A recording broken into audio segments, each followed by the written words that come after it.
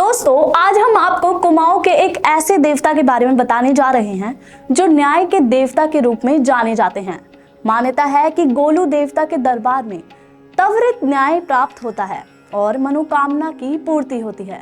यहाँ पर लोग स्टैम्प पेपर, चिट्ठी आदि के जरिए अपनी मनोकामना या परेशानियां गोलू देवता के मंदिर में लिखकर अर्जी लगाते हैं और मनोकामना की पूर्ति हो जाने पर मंदिर में घंटी व प्रसाद चढ़ाते हैं।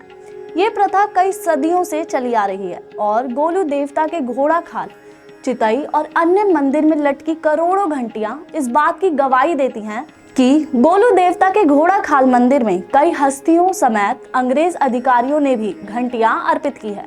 कुमाऊं मंडल में गोलू देवता को कुल देवता के रूप में पूजा जाता है और पहाड़ में गोलजू, दूधाधारी आदि नामों से पुकारा जाता है। यहाँ के लोग बताते हैं कि गोलजू का जन्म चंद वंश के राजा हलराई के घर में हुआ था, जिनका राज्य वर्तमान पिथौरागढ़ जिले के अंतर्गत धूमागढ़ में था।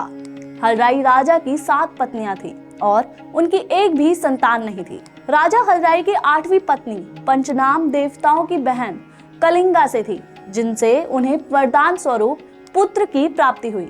लेकिन प्रसव के समय कलिंगा रानी बेहोश थी और उनकी 7 सौतनों ने ईर्ष्या के कारण कलिंगा रानी की आंखों पर पट्टी बांधकर बच्चे को लकड़ी के बक्से में रखकर काली गंगा में बहा दिया और कलिंगा रानी को बताया कि उन्होंने सिलवट्टे यानी पत्थर को जन्म दिया। आगे चलकर ये बक्सा एक मछुआरे के जाल में फंस गया और जैसे ही उसने बक्सा खोला तो बक्से के अंदर से एक बालक निकला, जिसे देख मछुआरा बेहद खुश हुआ और उस बालक का नाम गोलू रख दिया। लोगों ने कहा कि गोलू देवता या गौरिया बालक को लकड़ी का बना काठ घोड़ा बेहद पसंद था और वो अपने बचपन में काठ के घोड़े से खेलते थे।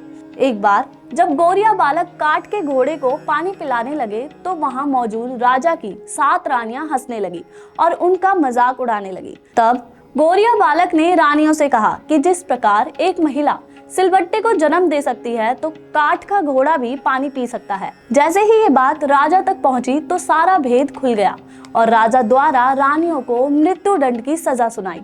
लेकिन गौरिया बालक को रानियों पर दया आ गई और उनके दंड को माफ कर दिया गया। तो ये थी उत्तराखंड के गोलू देवता की कहानी। आपको हमारी जानकारी कैसी लगी हमें कमेंट करके जरूर बताएं और देखते रहें संस्कृति टीवी।